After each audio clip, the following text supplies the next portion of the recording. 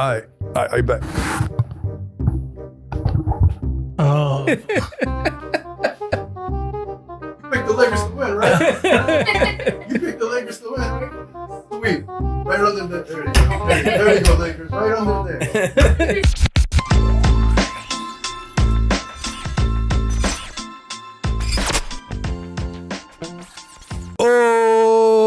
Okay, welcome back, ladies and gentlemen, boys and girls, Children of all ages. all ages.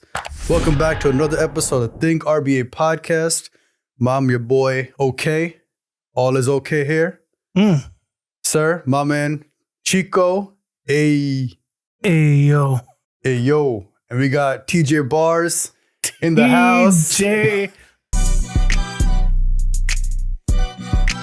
Barz. My man dropping bars. Yeah. Not those kind of bars y'all thinking. Them wisdom bars. You can give us a hot 16. That salt and Hot pepper 16. bars. The salt and pepper bars. Those bars. Absolutely. So- It's coming in, man. I'm catching up to you. Hey, and I'm ahead of the curve. I'm way ahead of the curve. I've been ahead of the curve, actually. Got that gray in my 20s. No, I mean, I cut mine. That's all. That's the difference? Yeah, All right. that's why. All right. We back, and we are graced by the presence of our friend. I'm actually really lucky because I'm in the presence of two people I call my brothers, No. right? No. I love you too, Hey, man. man, you know Antonio going to take care of I know. he gonna put something. Be careful.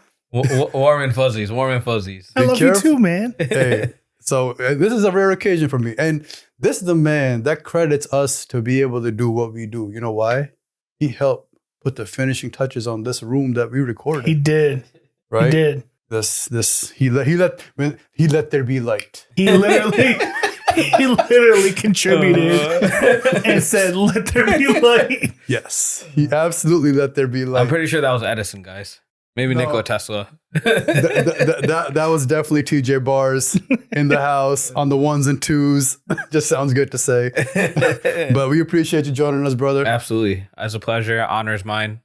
Appreciate the invite. We want to talk about so TJ is somebody we met on the course of 4 Mile, right? On playing ball.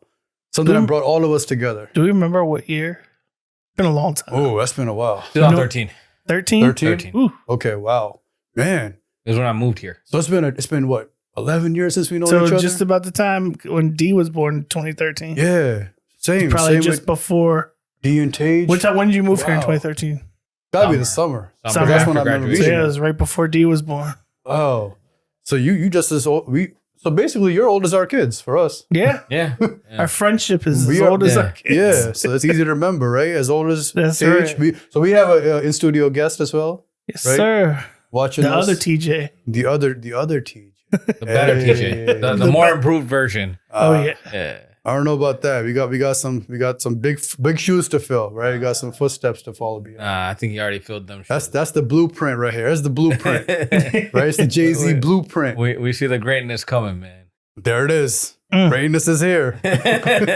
Nah, I'm looking that direction. So, we thank you, sir, for joining us, for gracing us with your time. I know you're a busy man, so thank you for being here. Pleasure to be here. And I look forward to this conversation about just life and some of like our memories of back in the day, some of our battles. Man, we went to wars together and against each other. Absolutely. Right? We had a malice at the 4 Mile Palace. We go get into.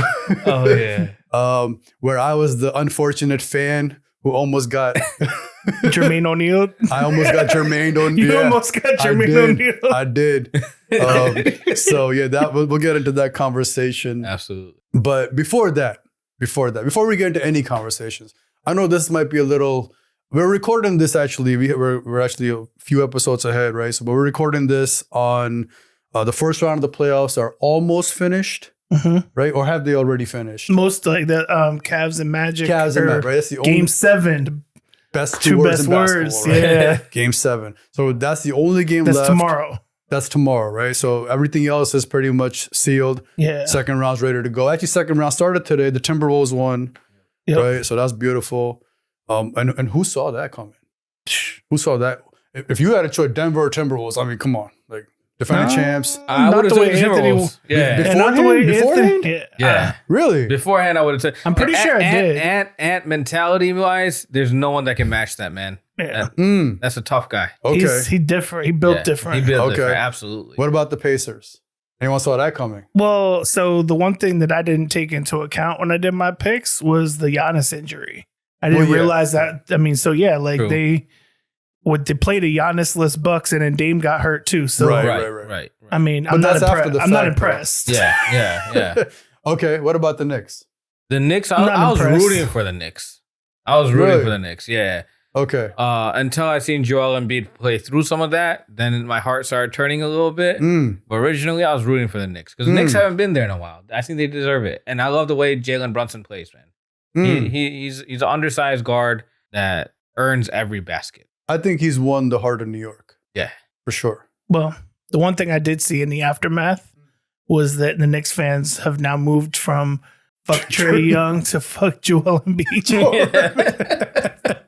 So I like the Trae Young better because it just I think so. It weighs differently, right? It Because does. Trey beat them. Yeah. absolutely. Joel did not. Right. So like Correct. he'll still remain the mayor. Absolutely.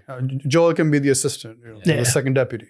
Well, let's put it this way: Trey Young's living in their heads rent free. Correct. Joel Embiid paid rent. He paid Yeah, her. he There paid. you go. Perfect. Any other surprises for any of you guys in the? How easily the Lakers went down. I thought they put up more of a fight, honestly. So my surprise was in the same series, but flip. It wasn't how easy they went down. It was so you know how like I'm gonna take a step back. I was in mid thought and I was like, oh, slow, pump the brakes, Ken. Pump the brakes. So you know how there's players that they're like, either they ask the question, they say, who would you rather have, right? Right. And it was like, it's headband Braun, untucked Kyrie. What's the mellow hoodie mellow? right? Yeah. I want playoff Jamal Murray. Like, right? Like playoff Jamal Murray Yeah. is different. It is different. Yeah. He'll be quiet all season. And then playoff Jamal Murray, he had two game winners You did. in that series. He did. 2 game winners in a series. You did.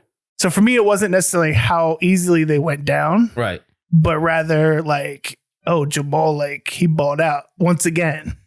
But that's kind of what he does, and I think because people fall asleep on him, right? Everyone falls asleep on Jamal Murray, like you said. Regular season, where you at? Never been an all-star, right? Jokic kind of gets the limelight.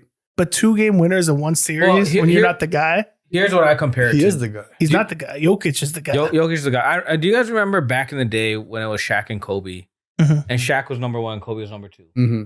I feel like that's what this is. A repeat of that, right? Everyone's so worried about what Jokic is doing that he's not getting credit for the greatness that he brings. However, he's gonna start getting noticed. Yeah. Right, and he's probably in my opinion, one of the most underrated stars in the league. Absolutely. Never been an all-star, Absolutely. and yet he's been killing the league for years, right? And I saw some disrespectful stuff on social media. That's kind of what they're good at with him, calling him like a Showtime playoff merchant, like how he only shows up then, never missing the whole regular That's a good season. problem to have. Right. And I was That like, means you listen, actually made it Yeah, right. and you're actually playing meaningful games. right. Hey, he's got that clutch gene, that's for sure. Absolutely. Not every player has that. He's got it. Absolutely. And I was like, man, listen, if he's that makes the rest of y'all bums who never made the league, y'all scrubs, including us, never made the league. Right. You know how we say like, if they're plumbers, we're trash men, we're garbage collectors. If he is a playoff merchant, then y'all are peasant vials. You're vile peasants. Because y'all didn't make nothing. And True. he's where he's dreamt to be. And he's there. Yep. He's doing. The fact that you're talking about him tells me that he's there. Yep. He made it. Facts, right?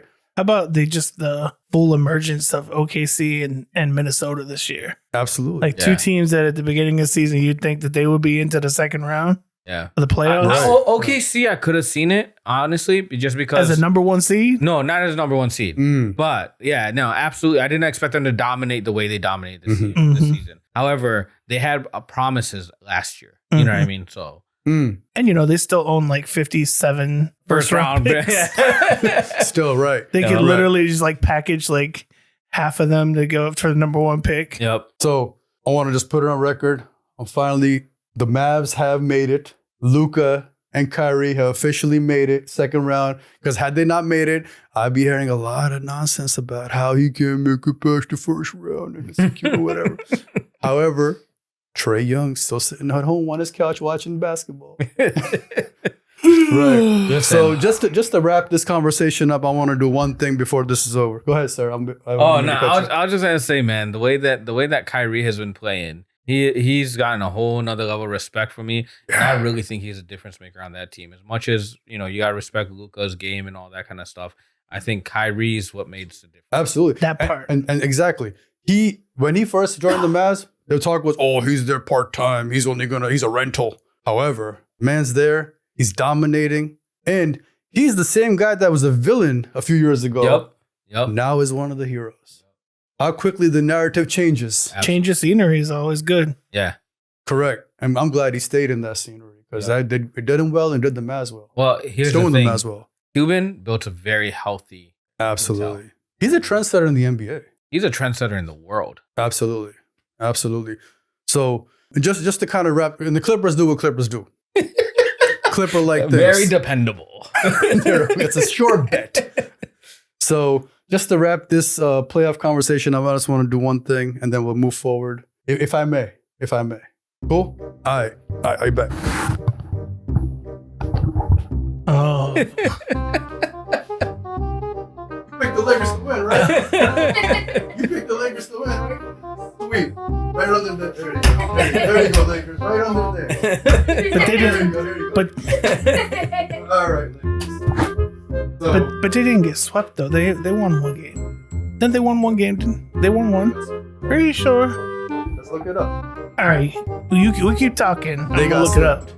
So as the Lakers got swept, I'm sorry. Listen, I'm a Bron fan, but there was a lot of talk. They went back and showed some video of AD last year talking about how, the Denver was talking and him and Bron had a conversation and they're gonna, live really step it up and what I mean? Like, Is it time to trade AD?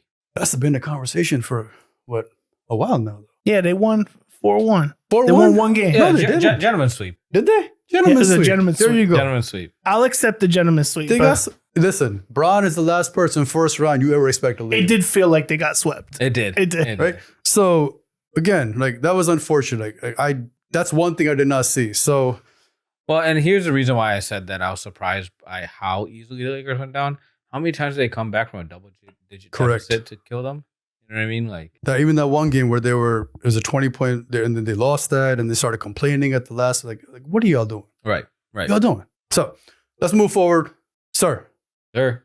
You're from Detroit, right? Born and raised. Born and raised Detroit, Motor City. Yes, Motor sir. City. That's right. Sir. So we're not going to talk about the Pistons. We already know what state of. Oh, maybe Cade Cunningham. Just wait till can- next year or the year after or the year after that. We're coming back. Maybe Cade can come to Atlanta. Maybe you guys can learn the OKC thing. Hey, I'm and hoping. get a bunch of picks. I'm hoping. They got some good players though. We got some talent. We just gotta get them together. So is it management that's not They're doing young. their job, or what is it? They're young. They're injured. I mean, we've had to battle quite a few injuries, right? And that team just isn't gelling because they haven't been able to play together. Mm-hmm. Young and inexperienced. You had injury to that. So is there any credit in saying, or any value in needing a veteran, at least one who can guide them, Absolutely. I think veterans are something that people don't take like a into account. Haslam? Like a Haslam. Absolutely. I think that's very valuable on a team, right? And you look at all the good championship teams, the ones that dynasties, they're all built around veterans. Experience is there for a reason. Right. So to guide these guys. Yeah. All right. Well, in the spirit of guiding, so anything. The spirit of guiding, we've had a lot of battles with this man on the court, not off the court, but on the court. Right. We had a lot of battles. I gotta tell you, I enjoy playing against him more than with him. Like playing with him is so much fun. But I feel like when we play together, we like bring our games down because we depending on each other so much. Like it's almost like, oh, he got it. Yeah. Except then Yeah. we're down like 8 points. You end up getting complacent, like, oh, this is a cake. And then you end up losing to a bunch of 12-year-olds. Correct. And with that, like some of the battles that I want to talk to you about, like some of the games that are memorable that we played through and some of like the lessons that we learned through those. Sure. Right. And I know Ken, like we all played together. Like we grew up, we kind of found each other when we met on the course of 4 Mile, whether it was, I think it was a Mason court, that little court down in the creek that was garbage. Yo, where the ball would go down into the river, right? Into the river, yo. Yeah, that one. And then there was the Croft courts, the JD courts. And each court had its own like crowd. Yes. Right? There was the 45 crowd? The Mr. 45. Mr. 45, like that crowd that we yeah, but that was like we were the constants. That's the thing. That's true. We were the constant crowd. And then there were other crowds that would rotate through depending on weather. So when the spring started, it was like, okay, you start to see these other crowds. And some of them were just for one season. You never see them again. Some of me 1 or 2 years, then you never see them again. But consistently, spring, summer, fall, winter, like... Oh, we were, yeah. It was our crowd. Right. That was home court for us. Right. I mean, to the point where we had a, group chat to just be like, who's going out? Boom. And try to get numbers. Right. Exactly. And so I want to ask you a question. Like this whole RBA, right? Before we started the episode, you asked the question off air. Why is that ball there? Like, what's so important? What was so important about the ball? Rundown ball over here. I was wondering why it's here. Like, why is that ball on that shelf? Right? Yeah, absolutely. Why would we put that ball that no one will play with anymore on that shelf? No one should have been playing with it ever. Ever. It says NCAA on it. Don't even say NBA. However, comma. Third, you want to do the honors? So, for those who are listening, you can go back in the archives to episode 1 to learn more about this story. You like that plug there? I loved it. So this ball actually is the ball when we first met, and we met in grad school. We started bonding over music first, and then it was like, oh, you like basketball too? Okay, great. So then we started playing, but I didn't want to really play with randoms at that point because I hadn't played in a while, and I was like, my last experience from going back to right before I graduated college, I had some, almost scuffles that I got into. And I was like, it's not worth it for me. Now I'm here, I'm in a professional job for the first time. Like, I'm not trying to show up to work and looking all messed up. So I was like, I don't really want to play with randoms. So we would just get in the gym and work one-on-one. We do all kinds of different games, whether it was shooting around the world games or training one-on-one. That was the ball we would use. And at a certain point, I was just like frustrated with it because there was no grip, as you can see. Right. And I was just We're down to the black meat. Yeah, it was really bad. And the rubber, actually. And I was just frustrated, and he was beating me. So I was even more frustrated. And then I was just blaming it on the ball. And I was just like, you know what, this piece of ball, like, and I'm complaining, cursing up a storm. And he, as calm as he is right now, just waits for me to stop and just deadpans me like this and goes, RBA. And I was like, what? Real ballers adjust. Doesn't matter what ball you got. Doesn't matter what rims you got. You can have the chain links. You can have the double rims, single rims. You could have grass growing in the cracks on the court. Like, RBA, real ballers adjust. And from there, it just became a thing. Like, anytime somebody was complaining or whatever, just be like, RBA. The RBA. I didn't know that saying was that old. That it was that old. Okay. All the way back to 2010? 2010. 11? Yeah. 10, and it all 11. started because of this crappy ball. Got it. I thought Matt came up with it. No. Matt loved it. Right. And so he started to repeat it. Got it. Okay. On a high frequency. But but the craziest part was we were both working professionals and easily could have afforded to go to the store and buy another ball. Right. But we were just keep using this. Right. So that ball actually is the result of, as he was saying, we played indoors and we played a lot one-on-one. Right. That was over a year of just him and I, a whole year and a half, just him and I one-on-one, and hours of that competing. Which is why the ball got so much wear and tear. You saw it. Yeah. It wasn't quite that bad when we were using it, but it was just still it was real slick. Right. And I had no grip on it. And where it slips off the finger when you're trying to get the release. Yeah. Correct. Yeah. So, man, it's messing up my shot. It's the ball. RBA. So that was my follow up to that. When did you hear RBA? What did you think of it, or what did you think about it? Like I know you said you thought Matt came up with it. Yeah, I mean, the first time I heard it was on Matt's mouth, right? Which is the reason why. But we were playing on at Croft, and you know how after it rains, there's always those little puddles and the little dips at Croft. So I was complaining about how I can't shoot from a certain, and Matt comes out, RBA, man. I'm like, what the hell? What's RBA? Like, you know, I never heard this before. The real ballers are just like, Yep. Get out of here, you annoying ass kid. I also thought Matt was 12 and he was like 20, so. Yeah. But yeah, no, I love the saying though. I if it didn't come out of Matt's mouth and it came out of someone else, I'd probably give it a little bit more respect. But nah, I love you, Matt. Wow. Well, Matt's still getting roasted. Out on Matt. Out on Matt. Another constant in life. No, but so that was kind of the origins of where it came from and how that saying came about. Okay. And then eventually like, it caught on. Yeah. And then I started hearing other folks saying it. And I was like, where did this pick up from? Because you and I barely said it. We only said it to each other. Right. It really was the thing to just like motivate each other. Yeah. And especially if we'd be in like a tough game or something, it'd just be like RBA. Right.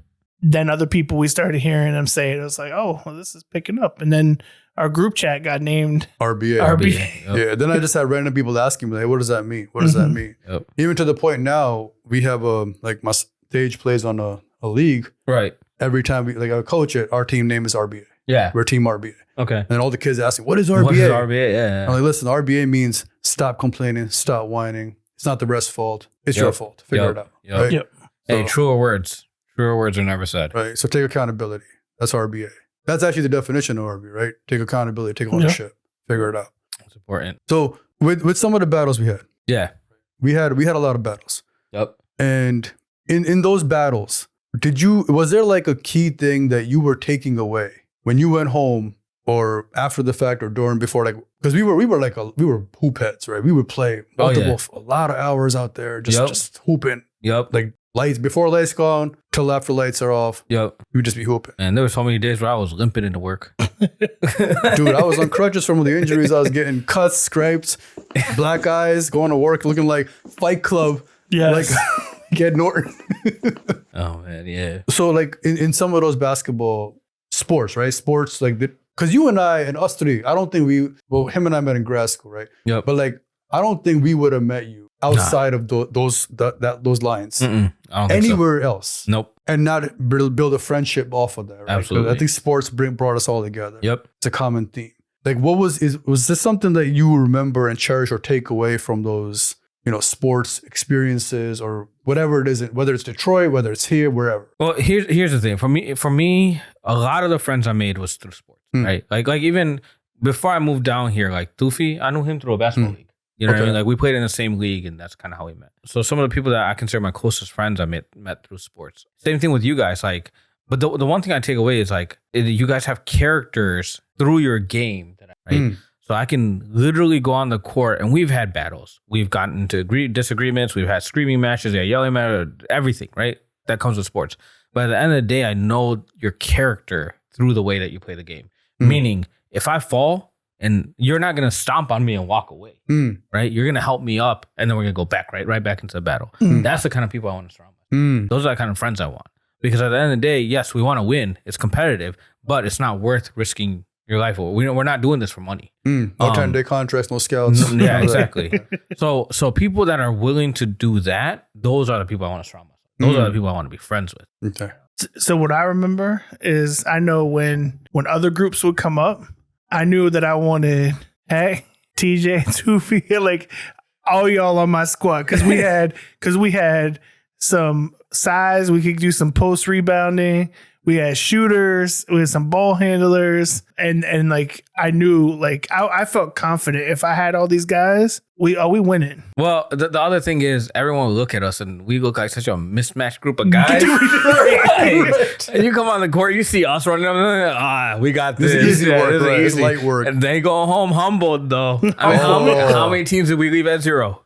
Think about it. Throughout the years. Come on. We've broken a lot of stereotypes, upset a lot of people who thought they would run us off the court. Yep. Right. Just looking at us here, like y'all wouldn't think hoopers. However, No. comma. Nope. However, No, comma. not at all. When the score is 10-0 or 10-2. Honestly, I wouldn't think Hoopers if I looked at us.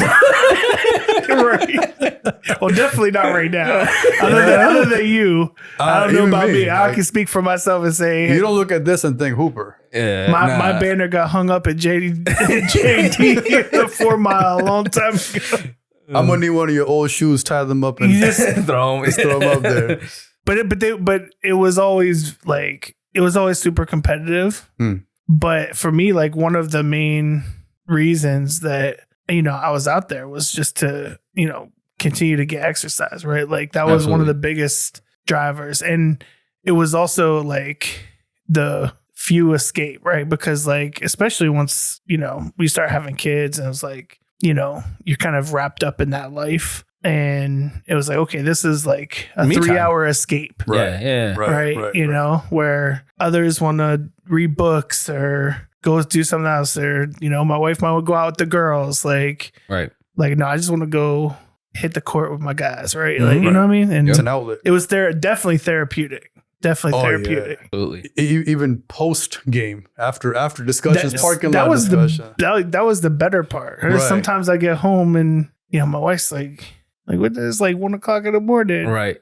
We gotta be up for work by 7. Yeah. Yeah, but that was so therapeutic. Like I felt refreshed after. Because there's some things like like the boys talk, right? Yeah. And a lot of our conversations were about like betterment and not just hoop, but life. Yeah. Life. Yeah. Right? Just life. I remember like talking to y'all, like we would critique each other's game, but it was always like to help each other grow. Mm-hmm. Yeah. And you don't get into those conversations a lot with people, right? Because not everyone's information hoarding and not wanting to get, do better than this and that. Right. Like I actually so Dahmer and I would do this a lot. Since we would guard each other more, right? We would get into, so how'd you like that new move I did? Mm-hmm. Right? And then we talk about counters. And then so we're actually teaching, like releasing our playbook, helping him guard that next time. Then also thinking, how do I counter that? Mm-hmm. So It's a counter to the counter to the counter. Right. Yep. and it's almost like you're giving your opponent ammunition, but only to help yourself get better and each other better. And that's a rare conversation to Oh have. man, what I hated was walking on the court and Hak going, "I got something for you today."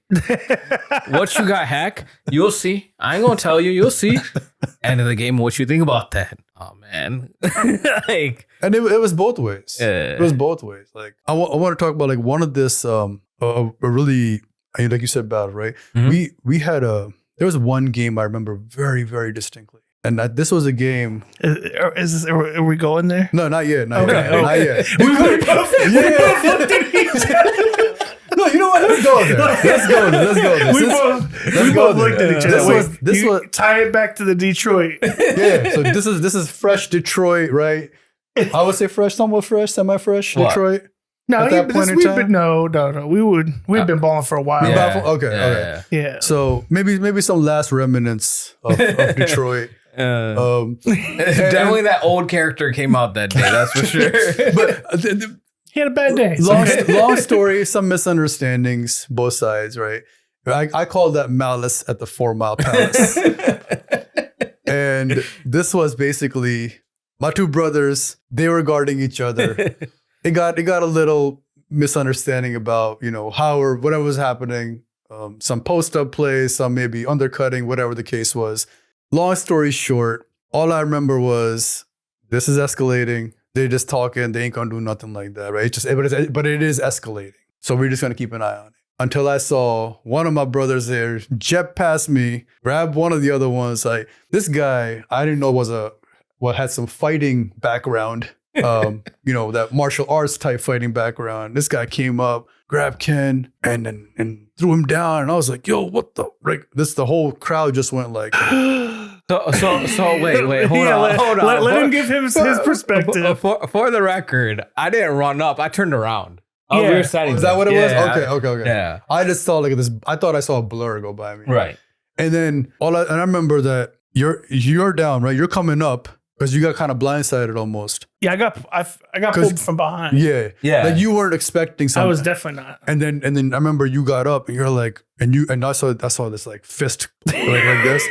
And I was like, oh no. And I just got in the way. And I was like, all right, I'm gonna be the Jeff Van Gundy. You got in the way. Ray John also got in the way. Yeah. Ray John pushed me away. You got in front of Ken. Yes. Yeah. And I was like, I'm gonna be Jeff.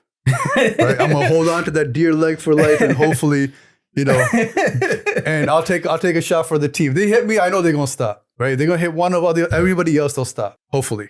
And luckily no fists nothing went flying. But that was one of those moments like I was like, wow, like I never expected, like I knew we were competitive. Yeah. But I know it was like that. So here's the thing, right? I don't think you remember how competitive I used to be when I first got down. No, I remember. Because I almost got into a fight with someone almost every single day. Like whether it be James, Matt, like a lot of the regular guys that we played with. Which was weird, right? Because I thought you would have. I honestly thought he would punch me one day. I really thought he would punch me one day. So here's the thing. With me personally, the only reason I would really get mad at someone is if I felt like they were purposely trying to hurt me. Especially after the torn ACL. Right? Because that I got karate kicked, right? Right. So that changed my mentality a little. But at the same time, after starting to work a professional job and all that, I calmed myself down a lot too. That day I lost control. And it was completely my fault. And, like I'm still apologetic and I'm ashamed of it, right? Because I did lose control. But at the same time, like as much as, I want to justify it in my mind and a lot of it, I don't even remember what happened in great detail. There's no excuse for that, right? Like that's the, like at the end of the day, like I want to be like, nah, like this happened. And in my mind, I can try to justify however it's never okay to butt hands on someone.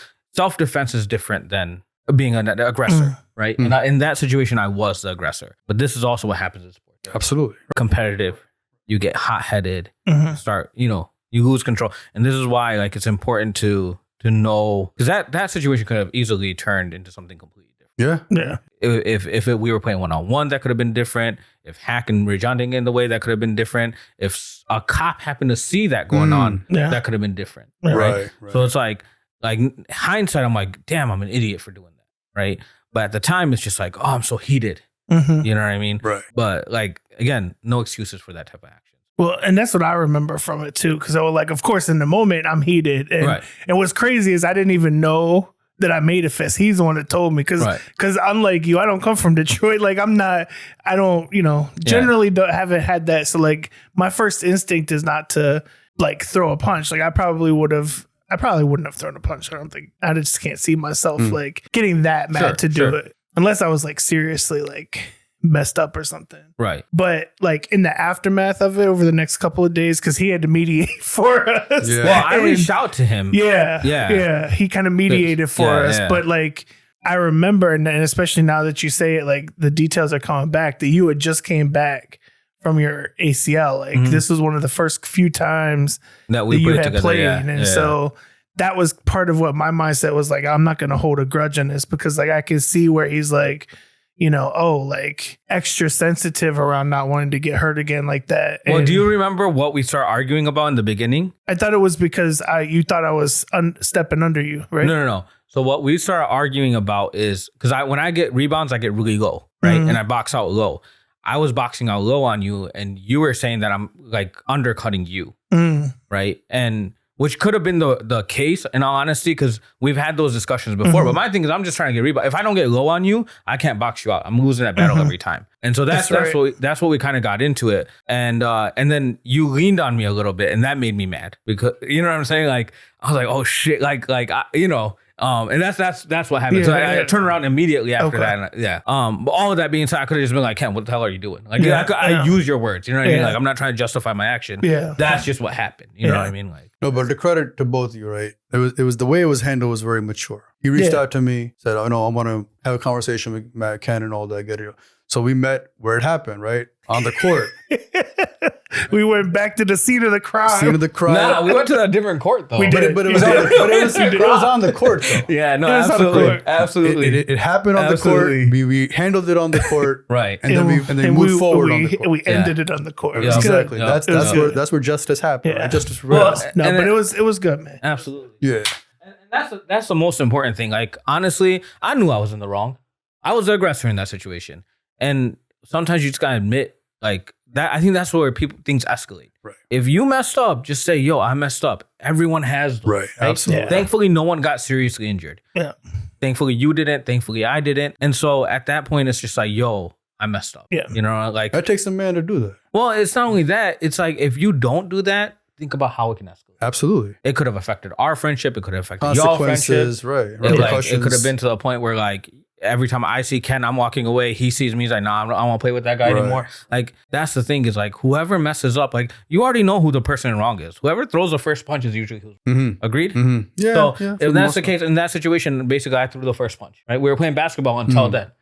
I was in the wrong. You know what I mean? So Well, thankfully, it didn't end up like the malice at the palace. right. Exactly. There was no. It was a mini malice. Right. Yeah. It was an almost malice in the And Fallout then, Palace. honestly, I felt guilty immediately. Like as soon as I went home, I felt guilty because I know that's not who I want to be. You know what I mean? Yeah. Like that's not how I want to be. That's not, you know, like things like that happen. You know, Right. and that wasn't an appropriate reaction. No, and that's the lesson, right? For anyone with a takeaway, like, listen, it's you're not getting 10-day contracts. It's just a game. I get it. You want to be safe, but at the same time, there's no reason. And if you do it, correct it, right? Correct Be it, the yep. better person, be the bigger person. There's no shame or in saying sorry or Sorry, bro, I right. messed up.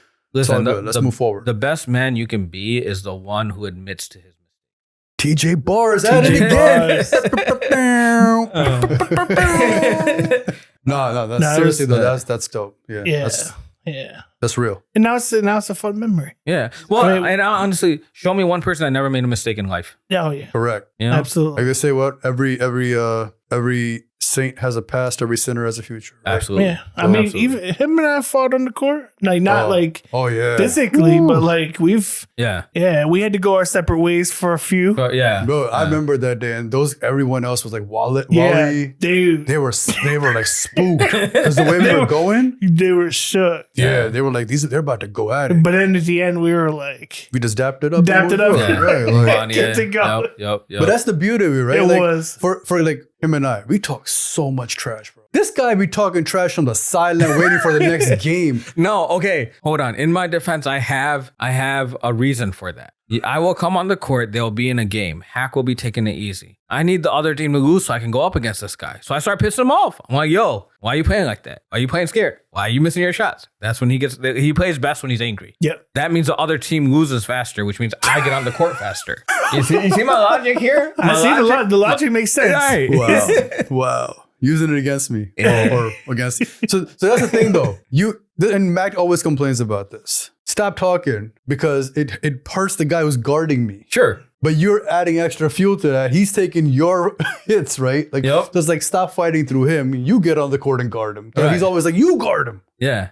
Which I honestly, I enjoy guarding you. Oh, dude, I love it. Like, I don't think I've had as much fun guarding anyone else just because it's been such a challenge, right? Like Ken, I'm cookies for him. Ken would back me down. He would shoot over me, and I just really can't do much. Ken wouldn't ever drive on me, right? Because I'm winning that battle. But Ken would play the game that he plays, right? And with you, it's like you would drive on me. You would try to go at me. Like Ken would back me down, take me into the hoop, make it really easy for himself and really difficult for me. Ken would like shoot over his head where I can't really reach the ball. Oh, yeah. He And has then- that. Yeah, he got that release. that high Behind release, the right. head release. Behind the head, He's a right. Jokic He's a release. Jokic release, exactly. And I'm not challenging that. This guy got like what 4 inches on me. Like I can't jump that high, you know. So like Ken was never that for me. He was never that fun to guard, right? Because it's again cake, right? Cookies for him. But with you and me, like it was kind of like you would drive, you would try to break my ankles, which you may or may not have done a few times, and you know. I don't recall that. I recall a couple of bruised egos on my way home. But Hey, But you always fought hard though. That's the thing. And Oh, so yeah. like so obviously, you know, we always want to be on the same team. absolutely. Even though some folks would try to break us up from time to time. I'll always try breaking you guys up. One is the chemistry, and two, we were always undersized because it was me and Ray John, who's like 5'7", and me who's like 5'9", versus you guys, so we're undersized. And then you guys had this chemistry where it's like literally the Hak and Ken play was so annoying. Let me put it into perspective for your listeners, right? Basically, Hak pretends to shoot a shot while Ken is walking under the basket, acting like he's going in for the rebound. And it just drops into Ken's lap, so he gets an easy layup while everyone else is waiting for the shot. That's Looks like an air ball, but no, it's a planned play. Annoying. That's But I do know that when we got split up, like I'm trying to get him on my team because I need him to go get that because I'm not guarding him. I'm definitely not guarding him out from the 3-point line in. Like in the post, I'll guard him all day. Right. But like I try to get him on my team. Oh yeah. Honestly, me and Ken had some good plays where it's just like, all right, I'm guarding you outside. As soon as you get inside, I'm switching off. Yeah. You know, like we already knew. We didn't even have to speak about it. Like it just kind of happened. And then you try taking Ken outside, I switch right back onto you. Like, dude, I felt like I was guarding 3 people at once. That's why I always try to get him. And if I couldn't get him, then it was automatic Rajan, man. It's got to be Rajan. Yeah. So no, and then this is the part, right? Like in playing basketball and in life, you meet different people, different environment. You learn how to blend and work together in different, right? Working each other's strengths, other weaknesses, helping each other grow. And that's the beauty of like sports and how like friendships come together and you read your personnel, whether it's office or whether it's on the court. Right. And you help them become better in their strengths. Yep. While helping them grow with their weaknesses. Yeah. Right. That's why this man, I love. So every time he's on my team, for that specific reason, I feel like he's the QB. And I'm Robin. He's Batman. I'm Robin. Because he can QB it and I can just go, I can Tyreek Hill it. Just chuck it. Chuck it, Pat. Chuck it, Pat. I got you. Yeah, but see, there's a difference though. But he does it with style and grace and then pace and it's like. No, you just throw it up there and they're catching it because everyone else on the court is 3 feet tall. So. Nah, man. Like your ability to control a possession is uncanny. Here's the thing: when you have very little skill, you have to play to your strengths. My strength has always been to be smarter than it. I grew up smarter than that. Is the greatest skill. But here's the thing: like I can't. I'm not the fastest guy. I can't shoot. I can barely dribble a ball. What I do got is eyes, and I can see where people are going and where openings are happening. And like math is just natural to us. It's just geometry at that point. You know what I mean? You just hit the angles. You make sure you get like your guys going. And the other thing is your teammates love you if you pass them the ball. That's right. That's right. You are a willing passer. And so let me ask you a question. Yeah. We went through, when we were on the same team, right? We've had experiences playing against other folks who, as we spoke about earlier, who always underestimate when they see us. They judge us. They judge us for hard. Very hard, right? It's a straight, easy work, right? Yep. We talked about some experiences about that. I remember this one specific game. I know exactly which game you're talking about. This is the one with... Yeah, and his boys. Yep. Got it. I got it. Yep. That game specifically, I remember like distinctly because we ran a back-to-back against them. They were dunking when they came on the court. Correct. And so they looked at us like, these guys are cake. Correct. And one of their guys knew all of us. He was actually one of our friends' boy, I guess, from the school or whatever. Yep. Or work. And the way they looked at us, it was almost like that same disrespectful. Like you and I have seen it plenty of times. And I remember Thama and I just looked at each other. Like, you ready? He's like, yeah, we're ready. Let's go. And we were technically on paper, we should have got killed. We were undersized, under athletic, like their athletic abilities alone. They were hanging in the air. Right. They were younger, stronger, faster, yeah, taller, all of it. But we outsmarted the crap out of them and we embarrassed them. Like it was bad. Bro, they went home and they wondered who the hell they just met. They wondered what D1 school we came out of. Like their egos were so bruised that day. It was like you could see like, when somebody's culture shocked? Oh yeah. You could see it in their eyes, like the whole team. Because the first game could have been, they got lucky. Yeah, fluke. Yeah, it was a fluke game. When we ran it back. And then the second game, they turned it up first possession. Yeah. Now we got the respect. Right. Now we got the respect. And then Hak started hitting them deep bombs. And the first one, they're like, I'm not guarding him out there. The second one, he started walking towards him. The third one, he was in his face and Hak was just, at that point, it was, oh man. I mean, once you see two go in, it's a wrap. Like you already messed up. They didn't expect me to be able to drive. They didn't and move the ball the way we did. Yeah. Or play defense. Play defense, correct. So one thing I noticed was players who are really gifted physically lack the mental part of the game because the physicality helps them exceed so well, right? It helps them dominate. Except when you come across that Uncle Drew, the old guy who knows the angles, who knows the spots, who knows how to cut you off and target that weakness. Now what? What do you do? How do you evolve? Right. How do you grow? Let me ask this. So it's a 2-part question. One, did you play ball in Detroit? Okay, so looking at the 4 Mile scene versus the Detroit scene, like what is the similarities, and then what is the differences between the culture? All right, I'll give you this. The 4 Mile scene, because it's a transient city, you got a mix of everything. Right, so you got your Jersey ballers, the ones that love to bruise your egos with their dribble moves and their their English and their. He's pointing at you. You Jersey represented. Like very stereotypical Jersey baller right here. Wow. You get your like Detroit was all about that hard work. Mm-hmm. It was a very rough game, especially because like it's a lot of shoving, pushing.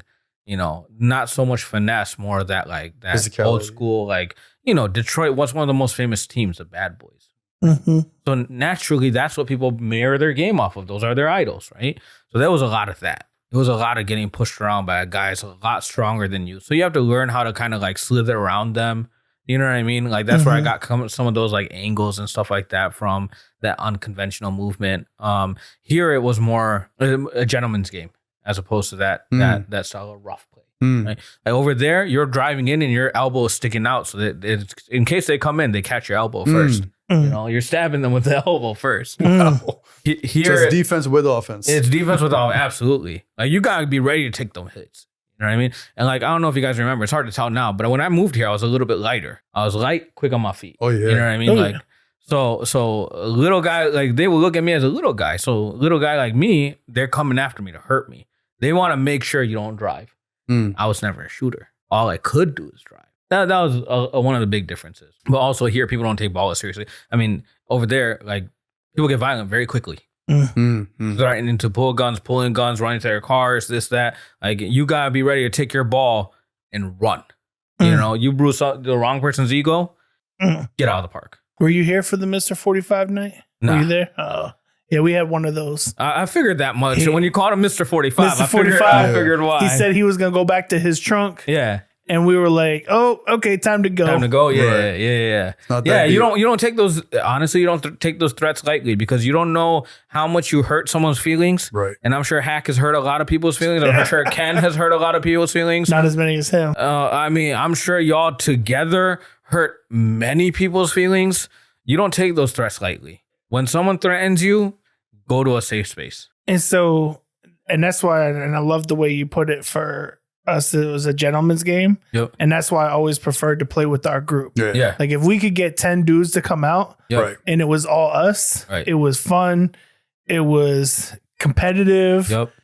but it was at a gentleman's level. And like, we didn't have to worry about that kind of stuff. Nope. Got some good How many exercise. times have I driven on you where you kind of like grabbed me in air to save me from falling? You know what I mean? Right. I did the same to him too. Yeah. Like, especially like when we were like just doing one-on-ones. Right.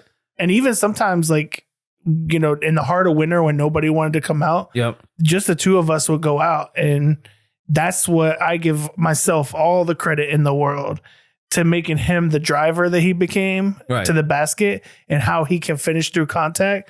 That's all me. That's all me. He had nothing to do with it. He had nothing to do with it at all, right? He had nothing to do with it. It was all your Uncle Ken. Because we literally I would literally just stand there and he would come in and drive and I would do it in a way that I would still protect him. Right. But like I would make it difficult. Difficult, yeah. Very, very difficult. Yep. And but yeah, I mean, there's just times where I'm like, no, I'm going to take the foul, but I'm going to do it and I'm going to protect you at the same time. Right. I don't want anybody to get hurt. Yeah. Right. That was the beauty of like playing with our group. Yep. Right. We're guys who are working professionals. Yeah. Right. We're guys who have families. Even you think about like that's the few times we did get hurt, right? What would happen? Everyone stopped to play. Correct. Like if there was ever that one person that he's getting reprimanded. Like, what are you doing? Someone's hurt. Right. Stop the damn play. Even if it's away from the ball. Right. Like we would stop. Stop. Everyone stop. Yeah. Right. Stop in your tracks. Make sure they're good. Get them up. If they're not, sub someone else in, whatever, but get them off to the sideline so they don't get even more hurt. Correct. And we had a lot of that. Yep. I remember so many times that I landed and cracked the side of my ankle and then I would get up and I'd limp around and be like, I'm good. I play on straight adrenaline. Yep. And then you get home and you wake up the next morning and you're like, your foot's swollen up. You're like, oh, I shouldn't have played on that for another like 3 hours. Right. Oh man, I remember. So after I tore my ACL, I played on that torn ACL for almost a year and a half. Oh, But I didn't have Oh my insurance. God, power to you. Do you remember my knee kept buckling? Yeah. Like every time I came out, my knee kept buckling. I was like, I don't know what's wrong with me. Oh, it's just the cold. I can't afford an MRI. I don't know what's wrong. I'm just missing an ACL. Yeah, right.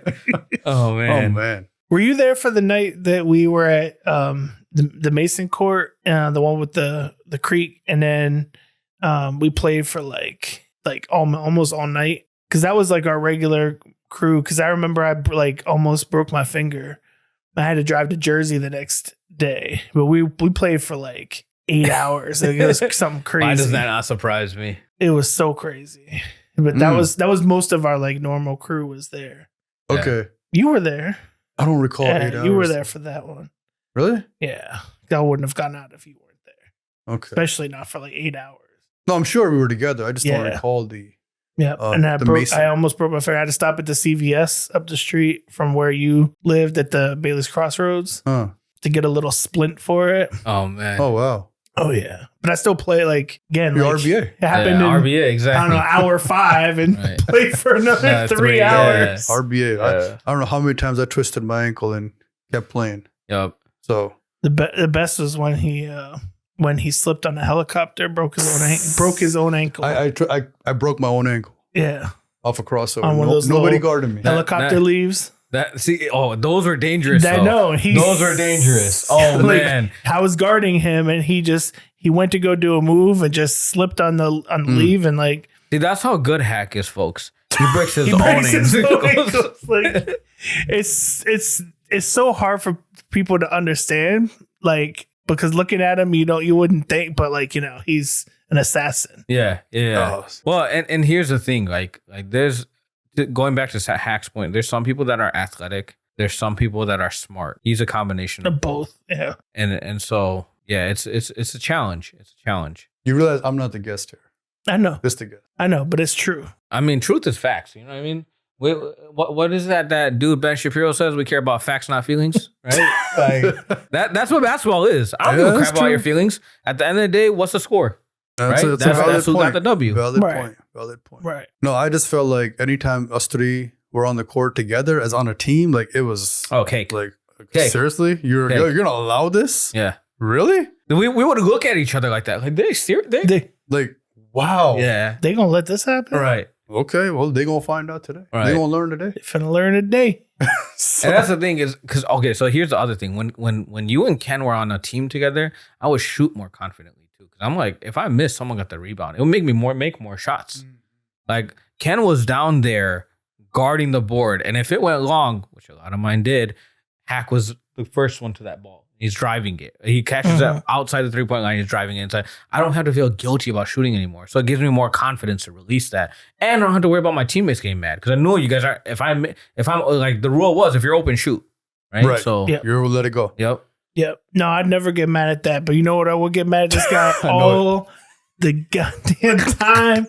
You know what I get mad at him for? The challenge shot. No, you never take the screen. Oh yeah. Though I move myself out of the paint. Yeah. To set Think them about up. it. Yep. Your rebounder, Right. your guy is now at the 3-point line, and you go the other way. Yeah. How is this helping us? He would never take the screen. Yeah. Yeah. And I was just like at a certain point, after a few times, I would just yell at him, Yeah. Oh my god. take the screen. You know what would work though?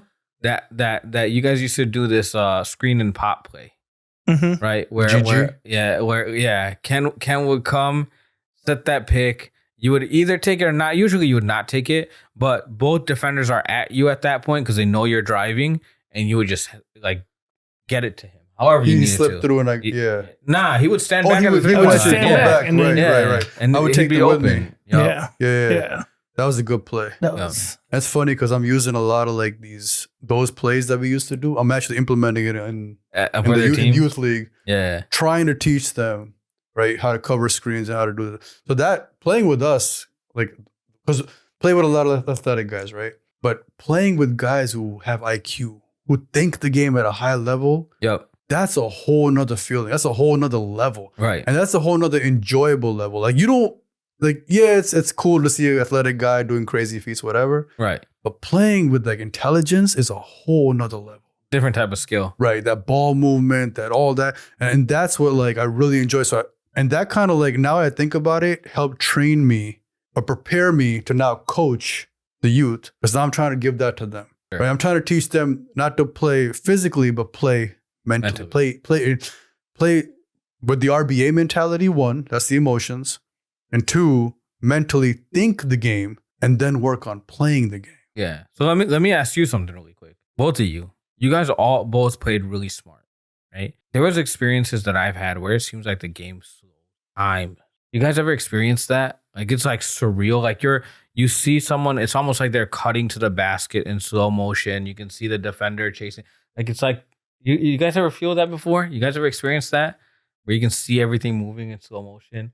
Like there's sometimes like, you know how sometimes I'll grab them steals? I can see them about to dribble and I'll just go through it. Like I'm moving normal speed. They're moving slow speed. Like to me, I don't know. I don't know if you guys ever experienced that. So I don't know if it was slow speed, but I always felt that way in the paint because I was so comfortable down there, especially defensively. I mean, so it was just, so like I always felt like if I'm playing down here, I got all my peripherals and I'm good and I could see where things were coming and where I needed to cut things off.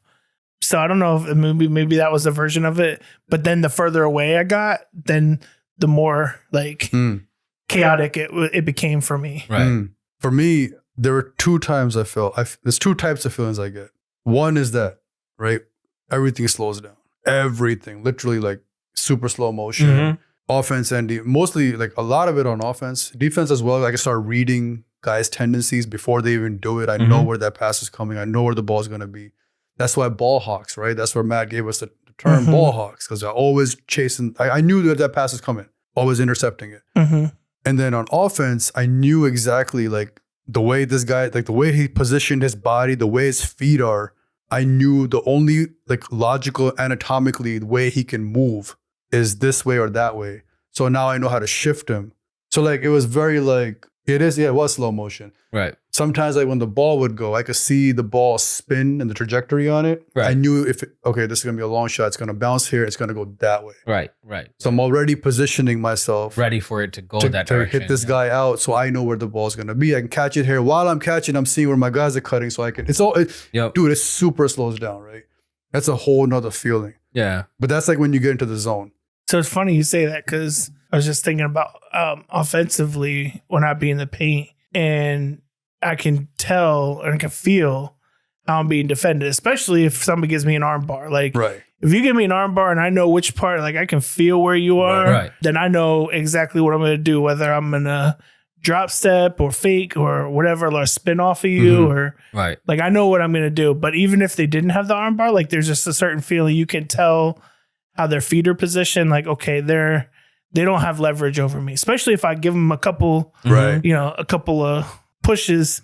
Like, okay, now I can feel they definitely don't have leverage. And then it would just kind of slow down from the aspect of like, I just need to make my move. So, okay, I feel where you are, boom, boom, done. Right, exactly. Make a quick, decisive move. It kind of feels like where you're controlling the game versus the game controlling you. Yep. Right. And the other feeling, like, which I got rarely, but like, it was one of the most beautiful feelings. But it is one of the most beautiful, is when you're shooting, and you know when they say like the rim gets the size of the ocean? I never felt that before, but yeah, go ahead. Like that feeling is truly surreal. Right. Like I can let this go anywhere on this court, and that rim feels like this big. And it doesn't matter how many people are in front of you. Yeah. Like you see nothing. All you see is tennis ball, bucket, like tub. Right. Easy money. That's all you see. And I also feel like that feeling comes from like a lot of hard work, thousands and thousands and thousands of reps. I'm sure. But can I tell you what that feeling reminds me of? That saying must be nice. It's a feeling like I strive to get there, but it's not like it's hard to get to that zone. And then the toughest part about that feeling is not losing it, because the slightest thing can get you out of that. The only other two people that I can think of from our group that might have experienced that feeling is Ken and Rajan. Yeah, Rajan and Ken. Yes, absolutely. Absolutely. So you guys are the three like pure shooters in our group, right? Like well, people that can. Arfon too. Nah, He's not No. confident. He's not. He's He's a good shooter, but He got better over time, like way he better. did, but I feel like he could have been even better. I feel like if you leave him open, maybe he might get that feeling. If you're in his face, I don't think he's getting that. Like I've seen Hak's eyes where I'm guarding him, and he, like you know how like Steph Curry will let it go and turn around, one of those types of things. You know, what I mean, the level of disrespect there. That's only because by that point he's been talking, trying to get me out of the zone. Now I'm even hyper focused. See, but that's where I would get like the times we really, really got mad.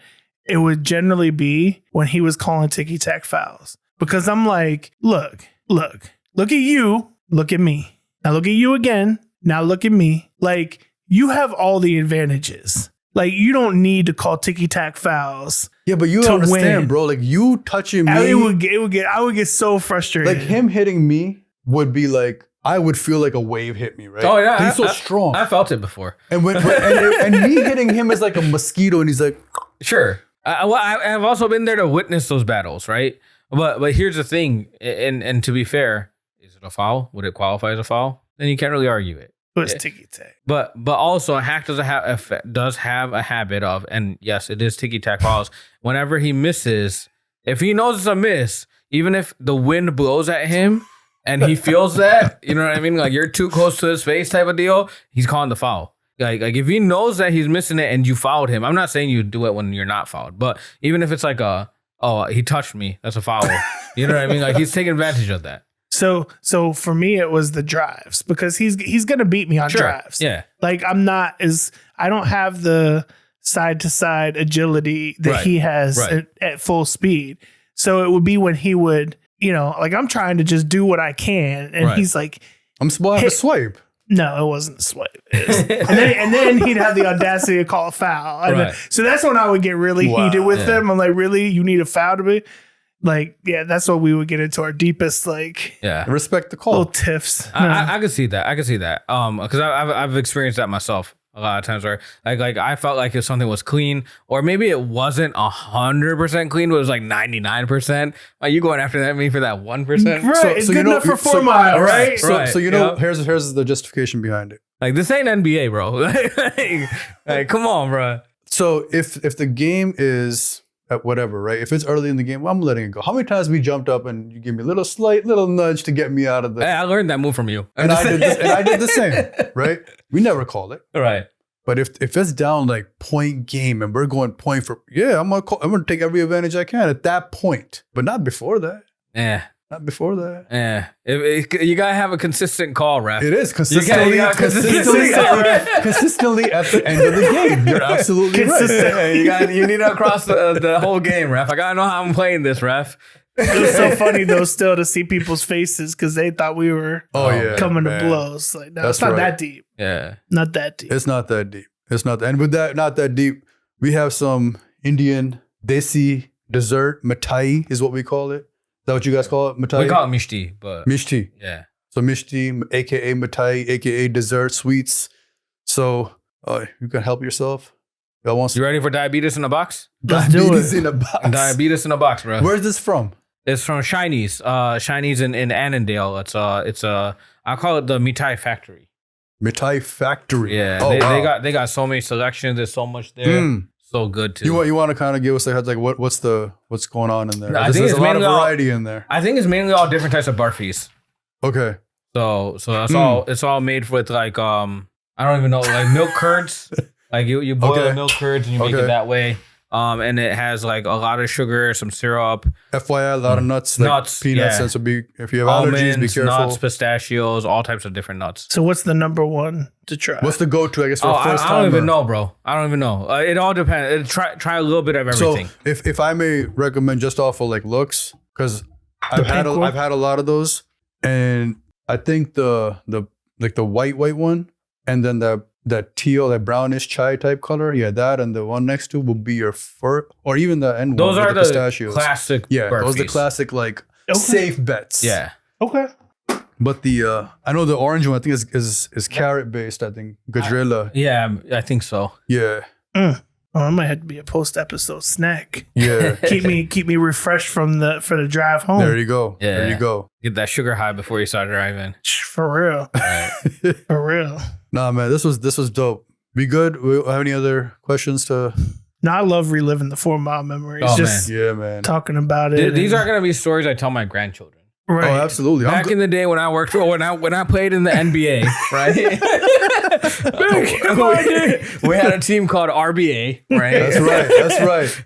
We got apparel for that and all that, right? Right. So, and I'm glad my I could tell my son he's able to witness it, Yes, sir. and he was actually part of some of those. He saw some of those battles live on the front. He's seen the battles. He's been in the games with those battles, and That's right, he has. you know, we had a strict rule. Don't take it easy on him. His dad told us, you know, he's like 3 feet tall trying to play with a bunch of grown adults, and we were told don't take it easy on him. So I apologize. I only swatted those shots because your dad told me. There's nothing to apologize about. You choose to be inside those lines. Hey, listen, You choose to be inside those lines, credit to you for having the courage to be like, yeah, I want some of that. which today has helped him a lot. And one day you're gonna have to see a vintage Uncle Ken performance. Yeah. Hey, may were have those some days video. before our fun recording days? Yeah. Were they? Yeah. Oh man. Yeah, I think so. Unfortunately, They were. Yeah, we didn't get a lot of that 4 Mile boogie. Yeah. Because that's because the K Love, the early Cousins. K Love. Yup. Boogie Cousins was coming up at that point, Yeah. and he was dominating the paint, and then he stepped back and hit threes. Yeah. I always compared you to Kevin Love, partly because of your race, but if I'm gonna be I honest, appreciate your honesty. absolutely, but also because of your shooting touch. Honestly, Kevin Love had a lot better shooting touch than Boogie Cousins did, and he grabbed a lot did. more He did. rebounds, like Yeah, the he's- rebounds that mattered. He was a 30 and 20 guy. Yeah, exactly. In In Minnesota. Minnesota, he was the man. Yep. No, actually, somebody outside of our group, like randomly one day was like, you know who you look like? You look like Kevin Love, the basketball player. Shoot. Yeah. Mm. Yeah. Because that was in his like before he transformed his whole body, like when he first came out, and he's still a little chubby. Yeah. Yeah. Yeah. The early UCLA. Yeah. But that's also why he was able to grab so many rebounds. He had a lot more weight. Yeah, back then. he was able to throw people around. I know from experience when you got a little weight, you can throw that weight around. Oh yeah. And if you know how to throw that weight around, you can use it to your Absolutely, advantage. For sure. absolutely. And you know, like, he was actually really good at was that Kevin Love outlet pass Yes. because he had the same power behind it. So it was beautiful. Mm-hmm. Oh man, Ken used to throw some dimes too. I remember that, especially to you. It's like he didn't even have to look; he knew exactly where you were going. That was the chemistry. That That was was- the I years know. of chemistry. Yeah, I Yeah. couldn't have done that. I don't think I could have done it to that level with anybody else. Sure, but And it used to without- piss me off so bad. Well, the same thing with you and Rajan and Yeah, Tufi. yeah. Bro, I Yes. was like, seriously? These guys would never look at each other, know where they were at. It used to piss Ball me movement off. was like the Spurs. But do you remember we used to speak in a different language? Absolutely. Yes. Absolutely. Yes. So, that would had to look at each other. so I would, and that was my whole thing, was separating them. You guys can't speak in the same. I need a translator. I need a translator here. Someone who could read the subtitles to me. Yeah. Because I used to hate when the three of them would get together. Even Yeah. even though you and I were on the same team, because it was like, this is gonna be closer than it should be, right? Like it should be a blowout on paper, but it wasn't. yeah, It wasn't. And Tufi, man, he was Tufi was a good the QB. floaters. He was a good man. QB. My God, Them floaters. You were ready for him to drive, and then all of a sudden he just Correct. pulls up, and Correct. it's like, yeah, I was ready to block that, but you're shooting that from the yeah, free throw line. it would Like, annoy me. And his Yeah. form wasn't like good Yeah, either. it was unconventional. Yeah. it was But it unconventional. worked. It did work. I mean, it's the same reason why Luka works. Yeah. right. Correct, Like, correct. it's not unconventional. But No one's ready Tufi for was it. so tricky. Like I just called him tricky. Yeah. Yeah, So his game was fully like just tricks, Yep. but it was so simple. You're like, really? Like, Yeah.